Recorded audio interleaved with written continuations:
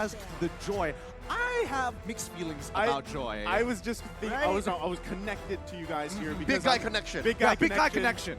And same concept, right? We were actually saying, where does Joy fit, right? And even when Yellow Flash played Joy previously, it didn't work out. So I'm surprised with the ban.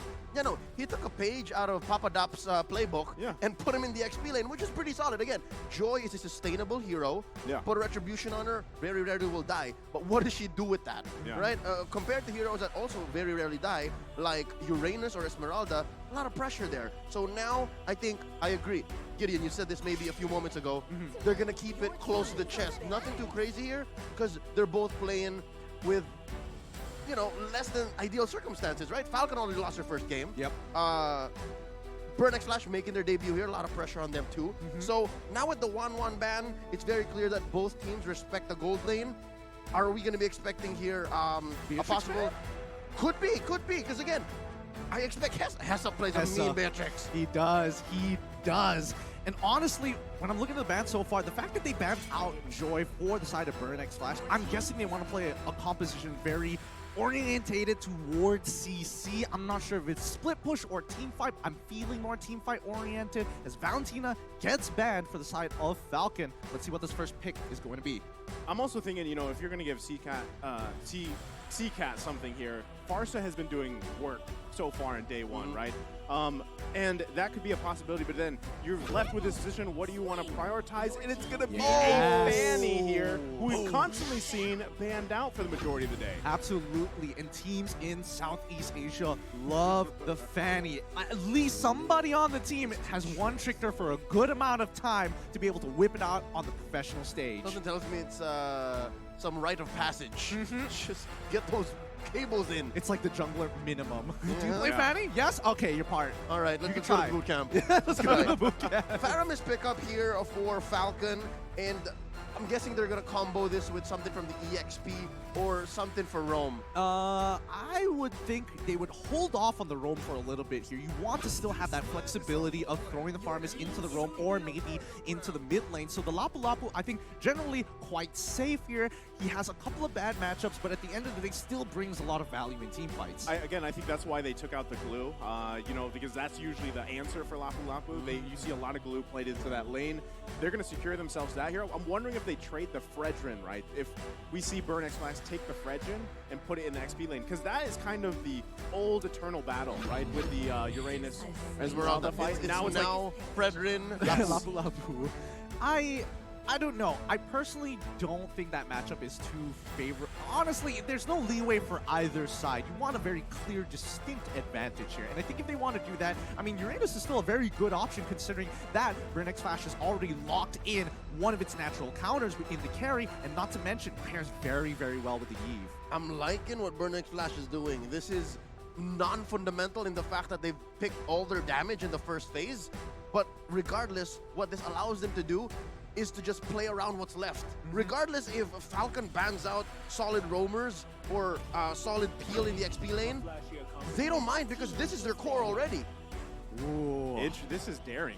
Yeah. It's dangerous. Yeah. Ling, Perilous. Ooh, Ling versus Fanny. Again, another very classic matchup, but you can expect the Fanny to have a lot more pressure in that early game. I'm surprised they locked in their jungle, especially in the first phase. They banned out, for specifically Falcon, they banned out the Kaja. I was thinking maybe a Kufra, an answer maybe to stop this Fanny, which Burn X Flash just banned. It looks like Falcon doesn't want to play the, I'm going to play this, so I'll ban this role. It's more of, I'll play this, so that you have no choice but to answer me, because they took out one of the last remaining predators of the Ling, the Hilda. That's a good point. Oh, it's getting a bit stressful here, because it feels like Falcon might be playing into themselves. We don't have the Kufra. We don't have the Hilda. I'm very curious if Falcon, I'm going back to like prehistoric days here. Anybody play Saber? Like, if they really want to shut him down, that's a possible answer. Mid and Roam Saber was a thing for quite a bit. Yep. Legacy stuff, man. But it's too spicy. Right now, it's too spicy for 2023. Too spicy? I feel like it's just right. Like, just right. I mean, the Diggy is already gone. Like, I'm feeling it here. It feels like it's going to come out. I think it could, I mean, with it being day one, I don't think you can count out spicy, right? like, especially we're here in beautiful Indonesia, right? So it's all about the sambal spice. everywhere. Sambal everywhere. Oh boy, all right, here we go. With 10 seconds left on the clock, let's see the final ban coming out from Burn X Flash. What else could they really be worried for? I feel like their first 3 picks are already so very good. The Ruby, Another roamer. Yeah, that is a really, really good ban. I love it. No, the Ruby just stops whatever the Ling wants to do, whatever the Lapu wants to do, positions him, and then repositions him. Even the Faramis, the Ruby can give hell to the Faramis. I would actually love to see Ruby here on the side for Burn X Flash, especially with that Eve, but you know, they're the one that banned that out here. But Brock locked in for Falcon, and this could be a good tool for them to work around, right? I mean, you have that long stun with Wild Charge. You have obviously those walls you can set up here to cause a little havoc. Try to cut some people off if you can too, and make it a little bit harder for that Fanny to move around. For sure, but at least it gives another threat to actually cancel out the Eve's real-world manipulation. You can use the Guardian's Bulwark as a way to kind of knock her, or if you want full commitment with the Lapu as well, the Wild Charge really sets up great. But it also is a bit of a double-edged sword, right? You build up that wall, you still need to hold spells specifically for Fanny. Yeah, no, that's what's happening is Burn X Flash, regardless of what happens with these last 2 picks, are playing with their box. Yeah. They're the ones who want to poke, and then it's up to Falcon to try to break through with that. And they're going with a, correct me if I'm wrong, this is a Rome Matilda XP lane Fredrin. Yeah. So eventually ended up with the Fredrin Lapu. the new Eternal Battle. Yeah. Eternal. I mean, it's Eternal more like a Battle flashy battle. Like, it looks like an action movie. Like, Eternal Battle to Electric Boogaloo. yes, we'll take it. I'm with it. In theaters near you. I'm with I hate the fact that I know the reference and it tickles me every time. But Coming soon. I gotta keep my composure here. I gotta be one of the big boys at the table.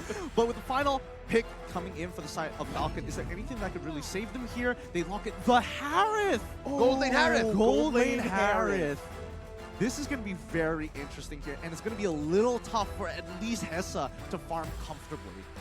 I was just saying, like, when we had the discussions about the meta and everything, like, gold lane, yes, you still have your marksmen, they're great options, but I feel like now more than ever, maybe more than ever, you can actually flex a lot of those picks, even the mage picks, in that gold lane. And we've even seen in previous tournaments, even like a Ruby gold lane, a Hellkirk gold lane pop up. Not sure if that's going to happen, but even you mentioned a possibility of, hey, what if Hayabusa gold lane, right? There's I feel like room for flexibility just in that lane alone. Yeah.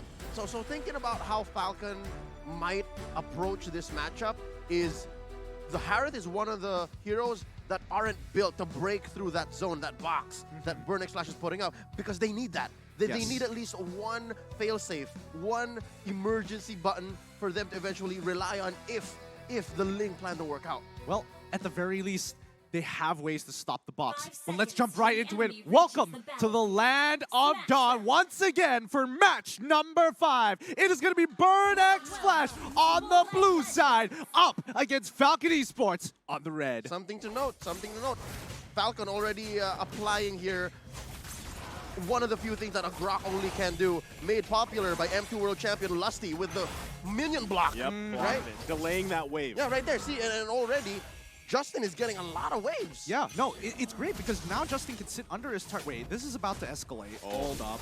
They're going to cut him off here. D7 has to flicker out. Going to be fine right now, but a lot of tension here between the two teams already early on. Yeah, thank goodness Chima was ready to go for it. I mean, if this was a pop game, Chima would have just left me to die. Yeah, it is what it is. It is what it is. Sorry, buddy. But yes, more importantly, the mid lane is going to be highly contested here just so that the side lanes could have a good time. A lot of the pressure is going to be topsy-turvy here. We're on a seesaw. Let's see where the weight is going to be put on. Wait, did Ken not get the purple? Yeah, he did. Oh, he didn't go for the purple yet. You're right. You are right. That's kind of brutal here. Ken doesn't have his purple just yet. He's making his way back to go pick it up here. So okay. He remembered. He remembered. He still got. I left it in the jungle. Yeah, I left it in the jungle. I'll be back for it later. Did I? I did. Yeah. Oh, yeah. Well placed wall there. Naomi gonna allow Ken to go ahead and get the purple buff, but Chima gonna try to cause a little havoc here. Looks like it was secured though by Ken So yeah, interesting, right? Interesting decision to just leave that towards the end. I think it's smart because Falcon was expecting potential invades, especially when you have D7. He took the Avarice, and that's when you know, oh, hey, Matilda wants to harass me, wants to get some early gold. Yeah, no, and the way that Matilda was adjusted in the last patch, she's more of a killer now. Like, if you hit somebody with the Circling Eagle, they are more likely to prioritize the hit with the Wisps. Wait, I see. He waited for that purple buff so he could time it with this first turtle. Correct. Right? The whole rotation there. So this should just be, yeah, turtle go in the hands of Ken. So that was a good call in the long term of things with that first turtle. Yep, this is a variety of the rotation that was made popular by MSC 2022 champions RSGPH. Yep, really, really smart plays coming out from Falcon, really understanding and taking it a step further here, because you can see that even with Chima down by his purple buff, he knows he can't really contest it, not expecting this timing to go through. And what this is doing for Burn is it's throwing them off. Do you see how Chima could not even think of even going to the turtle anymore? And they can't even, it's not like they even made much of it in the top lane. So this is also, again, in turn, giving Zipek some space. Yeah, super balanced right now. Naomi, he's pretty far out, and I like what he's doing. He is just matching and mirroring what D7 is doing right now, making sure that they know where Burn is going to try and invest some time and effort to maybe get an advantage, maybe get a little bit of a lead. But Falcon understands the longer this game goes, there is a very high chance for them to actually go for a full-on fight. Yeah, I think they have, I mean, especially when you have a Faramis on your side, you're in the hands of Justin. Also running that last worship, the poke there is great, but also the ultimate, right? I mean, that's why you usually pick them. You have that Cult Altar available to you. So team fight-wise, they do have that possible advantage, but still, with no one going down just yet, this is, again, we're not familiar, right, with this. Almost 4 minutes in, there's been no first blood just yet. It's very interesting with the compositions they both drafted as well. Oh, wait. Naomi, though, going to take the shots here. He's going to flicker in. He's going to wild charge in the wrong direction, though. Ken, though, able to grab D7, and they find another one as well as Hessa falls here. Whoa, okay, that was about to be bad. Naomi whiffing the ultimate there, but at least they find a trade back. Not worth it. They lost Hessa in the process. And that was one of the most ideal ways that Falcon can actually initiate. Yes, it was tricky for Naomi, but he knew what he was doing. I'm pretty sure comms would show that he was getting in there in the right time, and it allowed Ken to make a beeline for the back line. And he didn't, I don't even think it was Ken who finished off Hessa. He finished off D7, and this allows another free turtle. So now they're going for it. Circling Eagle going to be popped here. Ken able to secure the turtle, but Zip goes down as Chima able to find the kill. Another wild charge comes forth as D7 falls. Tempest Blade's going to be popped here. Ken looking for Hessa. Can't get the last hit, though, as he falls into the river. And it's I'm your ATM to secure another one. Beautifully played by Burn. Beautifully played. They all had their battle spells ready to go. Those flickers making all the difference here in these small moments, moment to moments against Falcon. And here's how that Matilda pick alongside the Eve on C-Cat makes a difference. With this kind of lineup, yes, you're playing with a box. But since it is a Matilda with the guiding wheel, you're able to relocate. And that's what allowed Burn to win that exchange. Yeah, and now the item power spikes are starting to roll in here, right? C-Cat getting the Ice Queen's wand. He's got a little bit more utility. Even Hessa, he's getting close to that second item. I know for a fact that he already has the Corrosive Scythe. And yes, he's already starting to build up into that Golden Staff, I would assume. Oh, I love it. The Ice Queen wand on the Eve is going to make finding him all the more difficult. First pick up on the Enchantress Talisman on Justin. Yeah, he's going to be able to use Cult Altar even more. Bloodlust Axe first build up on the Yellow Flash. What's going to happen to Naomi? Oh, Naomi's going to be in trouble here. That's what's going to happen as he falls to Chima. Can the team of Falcon back him up? Hessa going to be the focus. Tempest Blade's going to come down. It's Yellow Flash to grab the kill. Can they grab another one? They're slowed in the real world manipulation. They get the flicker out from D7, but I'm your ATM here to zone them out. But Chima's still going to go into the backside, focusing on Zip. Can't get him, though, and they disengage for now. It's really interesting when you're looking at the thought process of Burn X Flash. Like, yes, we've already lost the guy, but still, they wanted to get something back. It may not be a kill. They are getting battle spells. Now, Yellow Flash can't go for these big flashy plays flickering into the middle of the fight. And more importantly, Zipex is actually having a pretty good time against Hessa. The Calamity Reaper just being more valuable in comparison to a Corrosive Scythe at this stage of the game. Now you're going to think, what happens if this continues for the next 5 minutes, right? So far, Falcon has scored 100% of the turtles, And the only clapbacks that Burn have are when Falcon has no battle spells or when the ults come up wrong off of Falcon. So it's a matter of timing. If this happens for the next 5 minutes all the more, Hess is going to have a hard time. Yeah, this one goes in the hands of Ken again. A clean sweep on the Turtles. And it's Chima that falls to Yellow Flash. Seacat, though, with the box of death. Oh! Can't get a kill. It's Hessa, though, that finds Zip. Can they turn it around? They're going to focus on Justin as he has to flicker out, but he's not going to be able to get away as Hessa grabs another one. And D7 and CC Cat are on the hunt for Yellow Flash. Going in the hands of C-Cat. Oh boy, that's unfortunate there. But again, we are now starting to see why people are like, hey, Hessa, he's just gonna carry. Don't worry, Yeah. he's got it. Because Falcon had a really good opportunity to turn, but Matilda ready to pull him out just in case. So here's one of those moments wherein, yes, Falcon got the turtle, but as long as you can protect Hessa, as long as Burn gets a winning trade, the next 5 minutes are going to look better for the Khmer. Yo, I thought Castle Crest was about to click right there. It was about to look bad, but I could see the confidence in Leo's eyes. His team has got him covered. The question is, when do we expect Zipex to actually come online? Well, looking at Zipex, 1, 2, and 4, Mystery Shop obviously is going to help him, but oh! Chima forcing out the Colt Altar. Oh, wow. Well, Zipex, again, back to the story, he hasn't really left the gold lane. He's been here for the better part of the last, what, 6, 7 minutes? He rotated in mid, and another look at that team fight, right?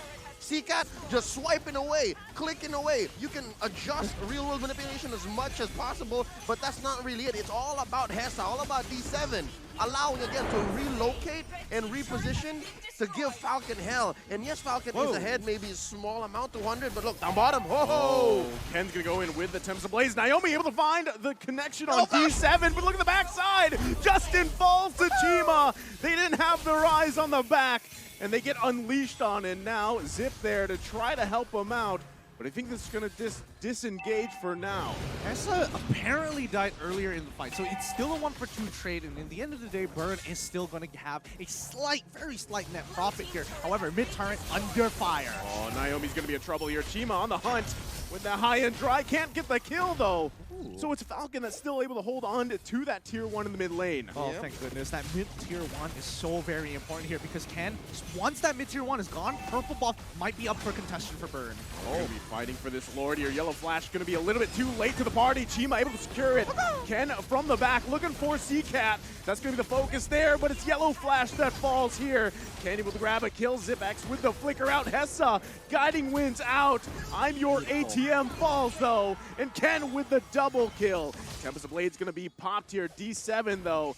They're bouncing between the tier 1. Purple buff going to be up here. Ken's got to be careful. Naomi, the battle for the purple buff. Chima able to escape. No, sir. He can't as he falls there in the tier 2. You could see the Falcon fans just jump for a moment thinking that, yes, they stole it. Wait, they did it, but they got the kill, and that's when you expect the jump. So once again, Falcon now actually having a very clear advantage against Burn. It may be very small for now, but this could really start the snowball for Falcon, which we've been waiting for 10 minutes into the game. No Lord, whatever. You don't have a team to protect it. We'll cut down these Lord-empowered minions and continue on chugging forward. Burn's not going to make the most of this Lord. Again, it's a free defense, 2K ahead. I would expect that in a fight that happens much like the last one that transpired, right? If it's scrappy, a lineup like Burn is actually more favored. But given how Falcon is so good at positioning and finding angles, Ken coming in just the last minute, Zipex as well holding down that ult before he unleashes it.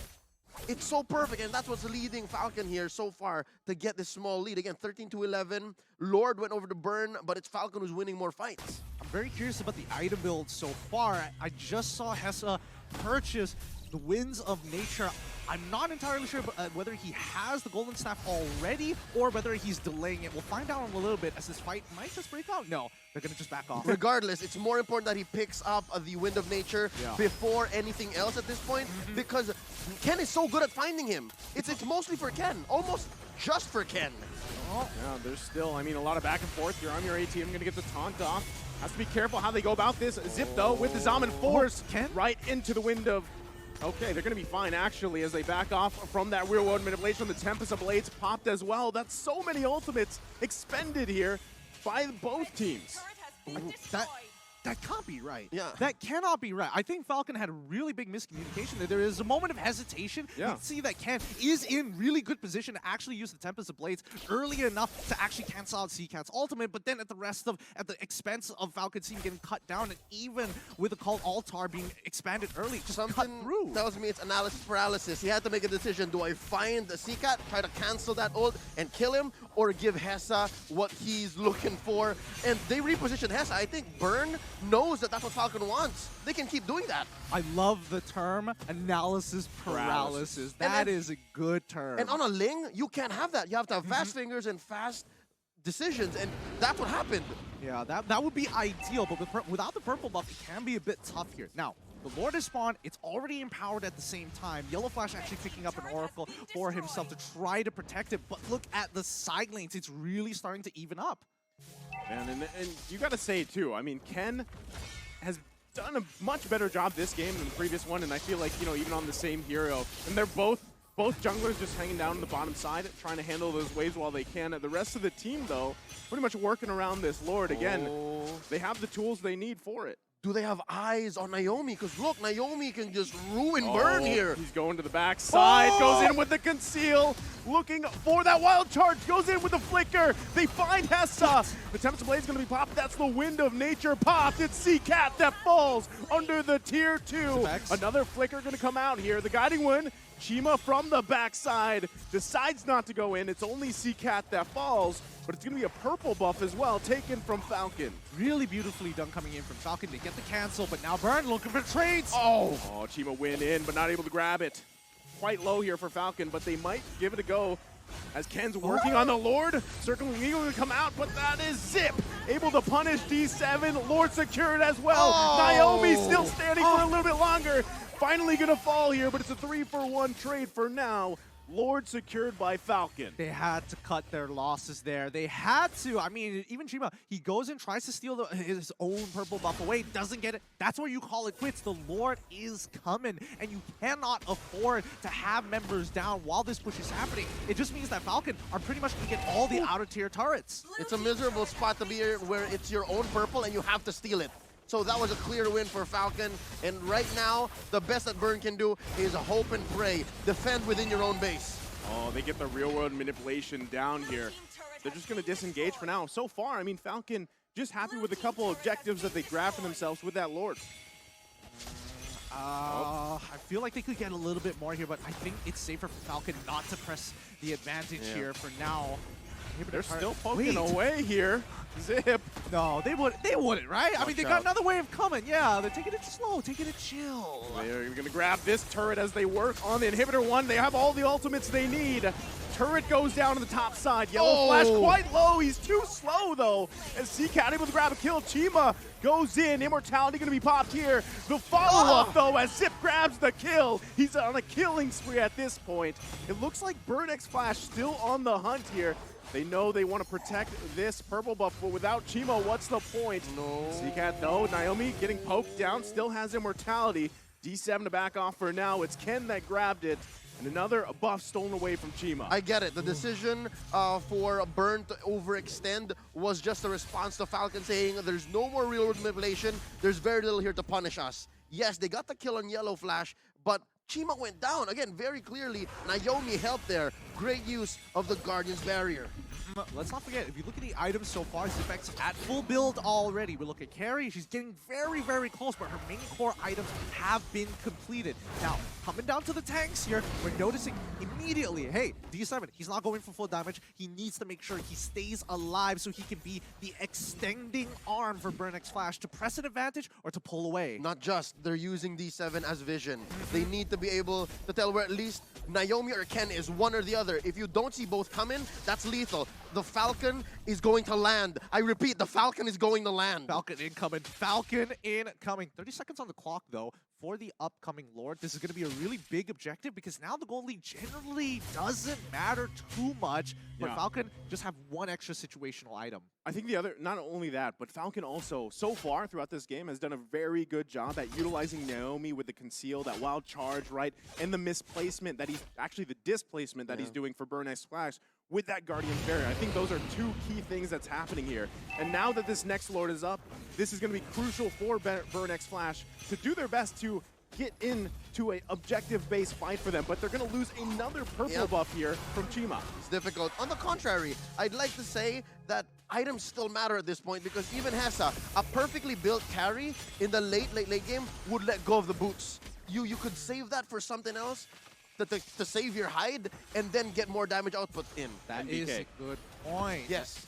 No boots carry. No boots carry. Yeah. Now, with the upcoming Lord here, this is going to be a really big objective. But with no purple buff on Chima, are they even going to try? Well, I mean, it's the 4-on-4 right now, right? Both junglers kind of just hanging out. Do they see Naomi? Yeah, Ken's going to be fine, though. They're still working on it. I'm your ATM. Going to have to be careful. Real-world manipulation going to come down. Cult Altar there, too. D7. Immortality going to be popped. Naomi, though, Hessa was trying to do his best to zone him out. They got to deal with Hessa as well. They're still bobbing and weaving. Ken, though, he's going to fall from C-Cat. Huge mistake here. Now Falcon on the retreat as the Lord might just go in the hands of Burnex Flash. Zip X, though. No one there to contest this one. It's looking rough for Falcon as this Lord continues to be whittled down here by Burnex Flash. Another flicker going to go out. Yellow Flash falls, though. I'm your ATM with another pickup. And just like that, Burnex Flash back in this game. Highway robbery. I'm calling highway robbery. That was clearly Falcon's Lord. But the way that Burn responded, they're not done. They're still going back and forth here, but this looks like the disengage call from Burnex Flash. They're going to go ahead and reset and march down with the Lord. Man, both of these teams not really giving each other an inch, and Ken unfortunately making... Well, I can't even blame him. It's not really that his fault. It's C-Cat's great timing on the resurrect. As soon as the immortality pops, it's just boom. Analysis paralysis, part 2 electric boogaloo. Again, it's that same situation, right? So what do I do? Do I stop the Eve? Do I find where Hessa is? Because Naomi already pulled the ult. He already did the flicker wild charge, right? Yeah. So what do I do next? Well, right now, it has to be defense right now. C-Cat is pulling this for the team. The box is deadly, and Falcon have to respect it, or at least stop it as early as possible. Well, right now, they're going to lose their tier 2 here. Now it's Falcon on the defense. Ken with Tempest of Blades. There's a follow-up there. Chima just barely, as Ken's able to survive here. It's Falcon fighting for their lives. I'm your AT. I'm going to get pulled a little bit, but quite tanky now on this Fredrin as another turret falls here. Falcon has to defend their base. They've already lost the bottom side. They could possibly lose the top one as well. Naomi goes in with the wild charge. Real world manipulation able to find all the targets they need, but it's Justin that grabs the kill. He's still going to be alive. 3 fall for Burnex Flash. Justin has to be careful here, but it's Chima and D7 on the run. Oh, that was such a fat ult coming in from Zipex. He got so much value out of it. Even actually seeing when you see Ken jumping into the backlines, less hesitation this time, forcing C-Cat to actually get out of there and using the Winter Truncheon super early on into the fight. It's come to the point where Falcon's box is so much bigger than Burn, and it's so much easier to activate. Chima goes down. Payback. That's about it. That's going to be it right here as they focus on this mid lane turret. Falcon looking to end the game. It's only D7 for now. Falcon Esports looking to take the first game for themselves in day 1 as they work on the base and take the game. Oh my goodness, and just like that, it's Falcon Esports putting themselves on the board. Congratulations. The Falcon has landed, folks. The Falcon has landed. This is what we were waiting to see. Yeah. I honestly, I feel like this is one of the, so far from day 1, one of the closest games we've had. I mean, in a way. One of the closest and scrappiest games, both in the same best of 1. Yeah. We were talking about how the first 5 minutes were very mum. Yeah. And then as soon as the ults came up and both teams had an idea of what the other was willing to do and put on the board, they're like, all right, gloves are off, pal. Yeah, sorry, I knew the camera's coming back on. I have to look big again. Don't worry, guys. But yes, Falcon indeed, putting themselves on the board is going to be huge for them, at least to try and contest for the upper brackets. It's going to be a make it or break it for them at the very least, but we'll see at the end of the competition. But for now, wow, Burnex Flash as a debut, already looking kind of sick. Yeah, I mean, they put up a good fight. Honestly, towards the end there, it could have gone either way, right? I know you mentioned that the Falcons about to take off, right? But at the same time, it looked like they were on the retreat too before all that kind of unfolded here. They needed to refuel. They had to circle on back. I mean, I don't know. When I looked at that draft initially, I felt like, okay, yeah, it feels this is very Falcon. The Burning Flash actually coming up with some really good stuff. It really shows how much everybody has come with their A game here on day number 1. But just the same, again, what we mentioned, which was partly a joke, came out as the actual truth, right? Let Hesa carry. Yeah. So much was on the back of that carry, this young man, a Filipino player, an import for the Khmer, and maybe 70%, 80% of this game, he was doing what he could. And again, he was putting so much on the mind of the young player, Ken, right? Yeah. Analysis paralysis twice. In this game, it was very clear that the Link could not find its target, but eventually it was just too much to ask. It really was too much to ask. And eventually dropping like my pectorals at this point of time, you can drop the ball, you can fall off. Let's look at the items and really break this down. Here we go again. We mentioned the NBK, right? The no NBK. boots carry, and it was eventually gonna get there. So far, he only built that Athena shield last. He was starting to feel the sting of Zip X, and of course, Justin on the Faramis. It's no joke. Again, it's all about displacement, right? Burn X Flash, yes, you can relocate with that Eve and the Matilda, but when it comes down to the Guardian's Barrier, the Shadow Stampede, and then don't get me started on where Yellow Flash gets in your face, all right? And we saw that quite a bit. Yeah, 3-5-11. He made that 11 count, especially with a 20 kill count for Falcon. 20 minutes, I love it. This is a scrappy game. Yeah. It really is a scrappy game. My personal, you know, a bit of a pet peeve at this point in time. CCAT, his entire building for the team, trying to be as util-oriented as possible, but he is just picking up kills after kills after kills. I wish he decided, you know what? It's my time. I want to greed out. Give me Holy Crystal. Holy Crystal, Divine Glaive. Give me some big boy guns. Yeah. I'm actually thinking the otherwise. Given the build on this Eve, eyes on Seacat, right? I was expecting it to at least him for the build Brute Force Breastplate. Recently got That's buffed, true. right? And we usually see that on Battle Mages like Eve. That is true. It's tough. It really is tough because you have to itemize it as best as you can. But one of the longer games here today, 20 minutes and 21 seconds. Let's have a look once again at the overall stats. Yeah, that's what I want to see. 82% coming from both CCAT and as well as D7 in teamfight team participation. Yep, I'm loving how it's actually Naomi who took the most damage. You're putting it on the right target. Again, you're in your opponent's face, you're displacing them. Naomi did so much for Falcon's lineup. I think in the early game, it was a little like, there were moments of like, oh, wasn't expecting these moves. I kind of whiffed here and there. But once he had, you know, focused up, got super sharp, it made all the difference. And I like that you asked that question earlier on in the game, Gideon. When does this Harith pick from ZipX come online, right? And then he ends up being, right, damage dealt, the carry here. But yeah, it took some time. It did take some time for him. He did have that mystery shot for him. But once it was there, to fight, you had that decision. Do we fight in the real world manipulation? Because now we've got the Zaman Force and you can go in that battle as well. And it actually worked out really well for them. And it wasn't just a, oh no, we're all caught in this real world manipulation. Nuh-uh. They were using it as an offensive tool. Again, it's that emergency button.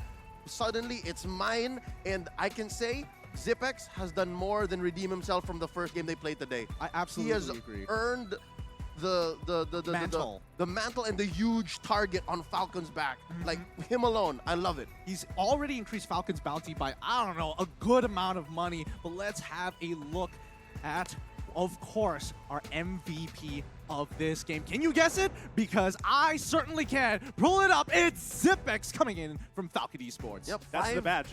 There it is. Right? Yep.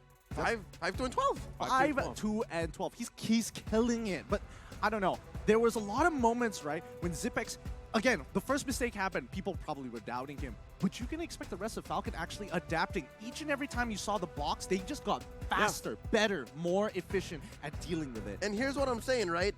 NBH, as a gold laner, as a core hero, it's going to come to the point where the boots don't matter, especially when things get really scrappy. Look at his build.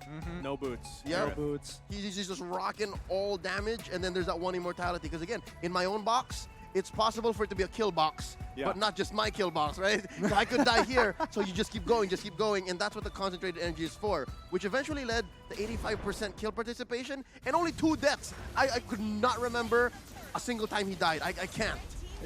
Well, I mean, there were moments where, yes, he's dominating the lane, and then there was one of these fights where here. caught in the side. Yes, that's when he goes down. But you notice it's all about adapting to how Burn utilizes this box. And once you see Falcon thinking of new, better ways. Oh, maybe we have to use the Tempest of Blades to cancel it out. Doesn't work? Okay, maybe Lapu Lapu with Naomi. We can maybe get a combo going in there. You know what? They came down to the final moments of this game saying, you know what? This box, we're fighting in it. We're going to make sure we punish you. It was like a real-time adjustment because as we're seeing from the highlights, right, you see how many times BurnX won with that real-world manipulation, and then at some point, Falcon's like, you know what, we're going to take the fight to them. And that's where they really start utilizing it. Yeah, and it's a perfect foil because the way Zipex played here reminds me of Hessa from older seasons of MPLPH. Yeah. No. He plays a mean Harith as well. So you'll see here they're mirroring movements. You'll see how Zipex just dashes out of the real world manipulation or dashes out of the range of ATM's taunt. And that allows for him to just keep going forever, on and on and on. And the fact is, Burn doesn't have a Ling-like hero, doesn't have a Lapu Lapu-like hero, so that allows Zipex to just go roughshod, unstoppable. Truly unstoppable. Day one has been full of action-packed Mobile Legends action, and my God, I'm sweating here because these games have really started to heat up. Are you sure it's not because you put these heat packs? My pectorals.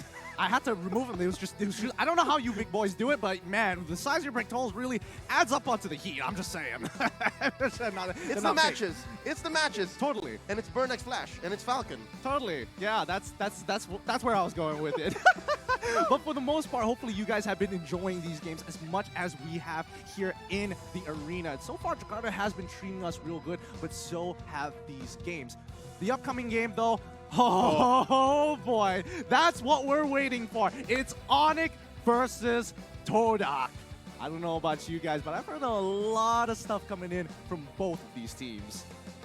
Todak won their first match tonight in dominant fashion, and Onyx won the recent MPL in the same way. Hey, I'm not even talking about MPL Invitational just yet. So again, so much we can expect from this last match for the night. As Gani would say, I can't wait. Well, I'm going to say what Gani would say. I can't wait. With that being said, we here at the Caster's Desk wish you guys